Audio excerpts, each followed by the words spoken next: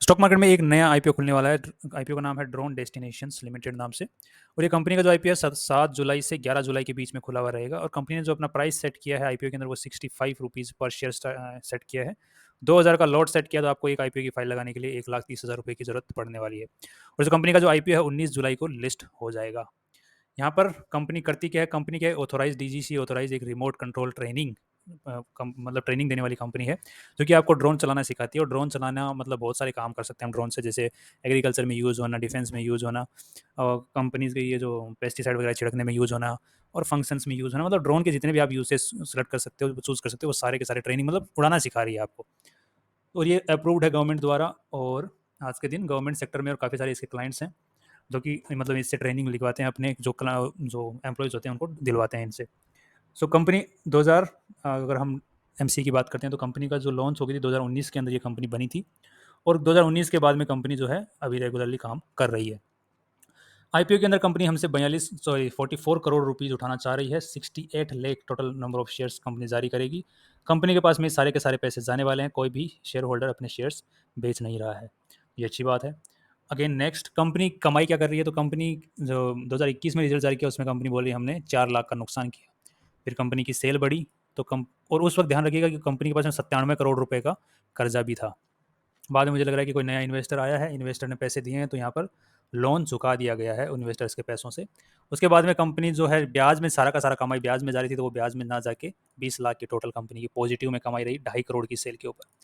अब recently company का जो डेटा निकला है उसके अकॉर्डिंग 12 करोड़ की टोटल कंपनी ने सेल की है और 2.5 करोड़ रुपए कंपनी ने कमाए हैं नेट प्रॉफिट, सब कुछ खर्चा निकालने के बाद में।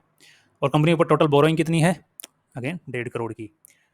अब कंपनी के पास में आज के दिन नेटवर्थ है, मतलब 12 करोड़ की नेटवर्थ है। अब मेरे को यहाँ पे दो नेगेटिव पॉइंट, एक तो पहला तो यही नेगेटिव पॉइंट नजर आ रहा है कि कंपनी का जो टोटल सेल है 12 करोड़ की, और कंपनी जो आज के दिन हमसे वैल्यू मांग रही है वो बोल रही है कि मुझे रुपए चाहिए 157 करोड़, मतलब 158 करोड़ रुपए कंपनी की वैल्यू लगा रही है।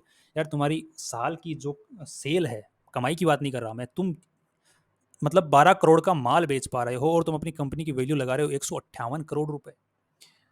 किस एंगल से यार, कम ऑन, सेल के हिसाब से सही नहीं बैठ रहा। सेकंड, अगर कमाई के हिसाब से पी और पीबी रेशियो को कंपेयर करके देखते हैं, कंपेयर मतलब कंपैरिजन भी करके देखेंगे किसी कॉम्पिटिटर के साथ में, तो ताकि हमें आईपीओ के अंदर अप्लाई करना है कि नहीं उसका अंदाजा लगा पाएँ। तो यहाँ पर डेफिनेटली पहला तो नेगेटिव पॉइंट हमारे सामने यही नजर आ गया कि सेल के बेसिस के ऊपर ही आईपीओ का प्राइस बहुत ज़्यादा सेट किया है। अब पी रेशियो अगर हम लोग कंपनी का देखते हैं जो कि 158 करोड़, तो उसको 160 करोड़ के आसपास में ले लेते हैं, तो यहाँ पर 2.5 करोड़ रुपए की कंपनी कमाई कर रही है। सो उस हिसाब से 64, सॉरी 64 नहीं, हाँ 64 का कंपनी का पी रेशियो यहाँ पर निकल के आ रहा है बिफोर द आईपीओ। 64 का पी रेशियो जो कि अपने आप में बहुत ज़्यादा है। और कंपनी ने अपना कॉम्पिटिटर का नाम दिया द्रोणाचार्य एरियल इनोवेशंस लिमिटेड, उसका जो पी रेशियो यहाँ पे निकल के आ रहा है, जो कि एट प्रेजेंट जब हम ये बात कर रहे हैं तब पी रेशियो 120 का। तो अब ये द्रोणाचार्य जिसने कॉम्पिटिटर्स का नाम लिया है, इसका खुद की हालत खराब है। इसका खुद का आईपीओ दिसंबर में आया है, ये खुद की हालत खस्ता हो रखी है। स्टॉक मार्केट में 18 करोड़ की टोटल ये कमाई किया है इसने, इस साल सेल किया है।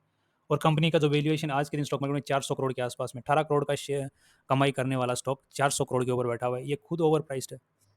हाँ, इनके पास में जो ट्रेनिंग करवाते हैं ये गवर्नमेंट द्वारा डीजीसी अप्रूव्ड है, तो कल को दूसरी कंपनी खड़ी हो जाएगी इनके कॉम्पिटिटर में, तो 10 कंपनियां खड़ी हो जाएंगी, तो इनकी क्या हालत हो जाएगी, खराब हो जाएगी इनकी हालत। तो पी रेशियो तो बहुत बेकार है। अगेन नेक्स्ट अगर हम बात करते हैं पीवी रेशियो के बारे में, बात करें तो नेटवर्थ के हिसाब से 12 का नेटवर्थ है, तो उस हिसाब से अगर देखेंगे तो इनका अच्छी बात है 36। तो यहाँ पे अगेन 13-14 का यहाँ पे पीवी रेशियो में नजर आ रहा है, जो कि अगेन अपने आप में बहुत महंगा है नई कंपनी के लिए। अगर पुरानी कंपनी होती है और उसका पीवी रेशियो हाई होता है तो हम मान के चल सकते हैं कि उसके पास में एसेट की वैल्यू होगी। तो यहाँ पे नेटवर्थ जो हम एसेट्स की वैल्यू देख रहे हैं उसके हिसाब से भी इसके पास में इतनी अच्छी खासी मतलब एसेट्स की वैल्यू भी नहीं है, नई कंपनी है, 3 साल पहले पुरानी कंपनी है। सो पी और पीवी रेशियो दोनों ही महंगे हैं, तो जिसके बेसिस के ऊपर आज के दिन वैल्यूएशन तो बहुत महंगी लगाई है कंपनी ने, और कंपैरिजन भी करके दिखाया जिस कंपनी के साथ में जिसकी खुद की हालत खराब है। तो अब किसके साथ कंपेयर करके, वही की कंपनी जिसके साथ कंपनी कंपेयर कर सकती थी अपने आप को, तो ठीक है। दूसरा, कंपनी का जो आईपीओ कौन लेके आ रहा है, अगर उनकी हम बात करते हैं ताकि वहाँ पर थोड़ी सी हमें उम्मीद नजर आएगी कि वो ऊपर खुलवा देंगे, तो ये नारनोलिया फाइनेंशियल सर्विसेज नाम से कोई हैं जिन्होंने जो इसको लेके आए हैं। और इनको एक सेकंड, आईपीओ पास्ट परफॉर्मेंस, कोई रिकॉर्ड नहीं है, पहली बार लेके आ रहे हैं ये, जो है ये इनका पहला आईपीओ नारनोलिया वालों का। यहाँ पर इनका कोई रिकॉर्ड अवेलेबल नहीं है। आई होप यहाँ पे रिकॉर्ड मिल जाता तो ठीक था, बट इनका रिकॉर्ड नहीं है। एक बार फिर चेक कर लेते हैं। नारनोलिया नहीं है। तो इनका पहला आईपीओ देखते हैं, इनकी आईपीओ धमाकेदार एंट्री रहती है या फिर ये तो खस्ता ही रहने वाला है, जिसके हिसाब से इसके वैल्यूएशन है उसके हिसाब से। फाइनली अगर इस आईपीओ के अंदर जो वैल्यूएशन तो बहुत महंगा है, अगर फिर भी अगर ट्रेंड पॉजिटिव रहता है तो हमें लिस्टिंग गेंस देखने को मिल सकते हैं। कई बार होता है कि कंपनी के यूसेज होते हैं उसके हिसाब से लोग क्या होते हैं, पॉजिटिव रहते हैं इसको लेके ट्रेंड को। तो ट्रेंड अपने को कहाँ पता चलेगा, जीएमपी प्राइस के ऊपर। जिस थर्ड डे को अपने अप्लाई करना है और अगर जीएमपी हमें मोर देन 30% दिखाई देता है तो हम लोग सोच सकते हैं। अभी तो यहाँ पर लिस्ट में भी नहीं है जीएमपी वाली में, यहाँ पर थर्ड डे को, जो कि कौन सा डे होगा, लास्ट डे होता है, जो कि 11 जुलाई को अपने को चेक करना है। जीएमपी प्राइस यहाँ पर मोर देन 30% नजर आता है तो हम सोच सकते हैं सिर्फ लिस्टिंग गेंस के लिए। अगर आपको बाद में भी सोचना मत, क्योंकि वैल्यूएशन बहुत हाई है। सी यू टुमारो।